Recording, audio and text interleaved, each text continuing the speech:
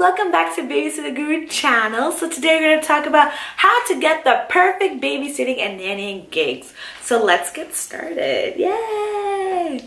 Okay, so firstly I like to address you must be passionate about this for you to be able to get the positions that you want and the gigs that you want. You need to be passionate. It needs to not only show in your personality and your face and your whole body, but also on paper as well. So when you apply to them using multiple different resources, online resources, it has to also show in your resume or your background or your description or anything like that, okay? So I just want to put that out there first. And this is a commonly asked question. When it comes to babysitting and nannying, it's just great opportunities to not only interact with families and children, but also to be with them and learn from it as well. Let's just say if you're trying to go into like the educational field or anything with children involved, this is something that will help in kind of preparing you for those type of positions, okay? So one thing I will suggest, my number one thing I will suggest when trying to get babysitting or nannying gigs is to utilize the resources around you. You need to utilize the resources around you.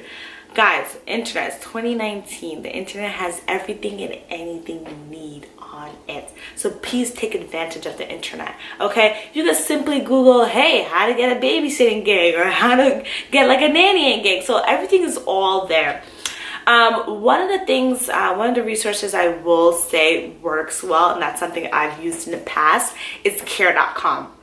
Care.com is also like a great resource to go in there and apply for positions. I know they have paid subscriptions and stuff like that, and the families also have to pay to look for care as well, but that's, like I said, that's totally optional. They do have like a free trial, I believe, so definitely look into that. Another resource is Urban City. It's somewhat similar, I believe, but that's something else that people do go on to look for gigs as well. And Sitter City. So Urban Sitter and Sitter City is two different things. I know it's like a tongue twister, but yeah, so that's also another resource where you could go and look for positions as well. And another thing is word of mouth. I love word of mouth.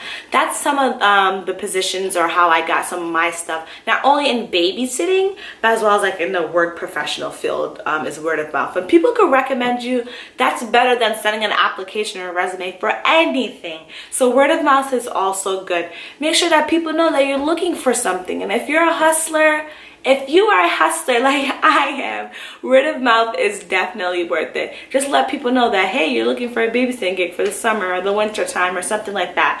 Let me tell you guys something. Let me tell you something really, really quick. So looking for good care is very hard to come by, and I believe I mentioned this before. It's extremely hard to come by. So once you find good care, you want to hold on to that good care, okay? And everyone's looking for care, but good, okay? So if you could advertise yourself through word of mouth and letting everyone that you know, starting off with family to friends to family friends, even your neighbors, saying that, hey, if you know anyone who's looking for a sitter for this certain period of time, just let me know. And for those who don't, you know, summer's approaching, so school is about to be out. Sometimes kids go to summer camps and sometimes they don't. So parents are kind of looking for care, guardians are looking for care to take care of the children during some time before school starts back up. So that's another opportunity. So word of mouth. Also recommendations. So I'll give you an example for me. When I started babysitting for the third family, the mother had asked me to provide letters of recommendation. Now I had letters of recommendation to provide for her for my previous internship, and then from the two other families that was babysitting for as well. So letters of recommendation, and surprisingly, she actually, you know, called them to see, hey, how is Hasanatu with the kids? What did she do that was different compared to your other sitters and stuff like that? So that's extremely, extremely important. It's very, very common. So when you are looking for positions, be very smart, be out there, put yourself out there as well.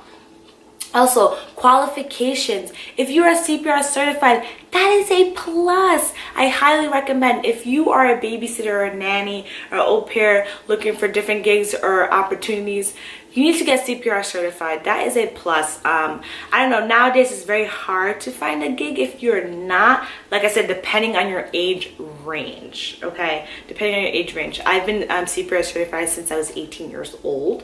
And then I believe you have to kind of renew it every 2 years. So it's good to be CPR certified. Please, please, please keep that in mind when you're CPR certified. That's another tool that you can actually use to somewhat upgrade your pay as well. So that's another reason, just FYI and that, quick tip. And then in addition to being CPR certified, also make sure you have like a solid driver's license, okay? Some people do drive, some people don't, but you need like a form of identification. I drive and then I have a driver's license, so that's something I always say, like if you need anything last minute where you need me to pick up the kids, I'll be able to do so because I have a driver's license and I drive as well. Also background checks. So I could only speak for care.com. When I first went on there, they give you an option to have a background check form performed on you. So that's something the families can recommend. So that's something you should look into. I am background checked because the current position that I have right now, I do work with children, so you are required to get background check in the state that I live in. So that's very, very, very important, and families do have the right to request that. And just in case, if you do work with kids in a position that you currently have now, that's something you should take advantage of if they give you the opportunity to get background check. So definitely do that. And then also your bios. When you guys are writing your bios on these different websites to look for gigs, or just in general when you're reaching out to people in different Facebook groups and stuff like that, make sure what you're writing is compelling. You need to make sure what you are writing is compelling. I cannot repeat that as much, because people don't necessarily know you, so they're knowing you through that little bio that you are writing and you're kind of providing to them to read. So make sure you take advantage of that. Make sure you mention why, what makes you so different. It's like a resume, literally, it's like a resume. But this is more like personal and more hands-on. So make sure you write about why, what makes you different. Why do you love children? What's a tad bit into your background? Provide a resume. Yes, when you're applying for a babysitter, nanny, and gig, you should provide a resume. This is a job. This is an opportunity. Like I said, it's exchange for service. You're providing a service, and in return, you are getting paid for it. So please, please, please provide a resume, an updated resume, but as well as providing like a good bio. So like I said, I can only speak on care.com. You provide like a little bio that they could read, the families who are looking for care, that they could read before reaching out to you or messaging you. So make sure that bio is good. Make sure there's no misspellings in it. Make sure the wording that you use is the correct wording, okay? Make sure you're not mentioning anything offensive at all. And also being honest. Some positions, people will say that they're able to do this, this, and that. And then when the families reach out to them, it turns out that technically they can't, but at the same time they have put it in their bio. Please do not lie. Please be honest, okay? The truth may set you free, okay? So I definitely follow that wording, actually, that phrase, that the truth may set you free. So please be honest. There was one time I was reading this article where this lady had mentioned that she loves pets, and it turns out she's allergic to them, but she had said that just to get a gig. That's not something you should do. Just be honest from the get-go. If you start off with lies, the lies will continue moving forward if you were to get the position, and that's something that's not good. It doesn't look good on your part. So be honest. Make sure you mention everything that's truthful. And I also said, if you're able to get CPR certified, I believe there's like a small fee that you pay, but it varies maybe in different states. Also, if you have any opportunity to take classes, extra classes on childcare, they're really, really cool. They do offer them in some schools, and by schools I mean their colleges. They may offer them, or different programs throughout your hometown or your state that could offer classes on childcare related things. I don't know, there's like different workshops. Definitely look online. Like I said, the internet it's 2019. The internet is something that needs to be taken advantage of. Just Google like free workshops or free classes on childcare or something like that, and maybe something will like pop up. You could also add that onto your resume, guys. That's something that you should also say, hey, I also have experience and got certified in this and that and the third. So that's just something that'll make the family even more comfortable, even more trusting in you, because you have all this background, all this knowledge. So if anything was to happen while the child's in your care, you'll know what to do.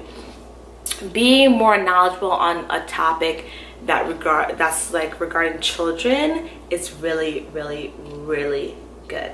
Because because it just makes you look even better compared to the other candidates. And remember, you are competing against other people to get a certain position. It's just like a regular job. Okay, so you might be a person who's applying to the gig that you saw on care.com, and there might be 9 other people, so 10 people in total, and I kind of have to weed out who are the good ones, who are the bad ones.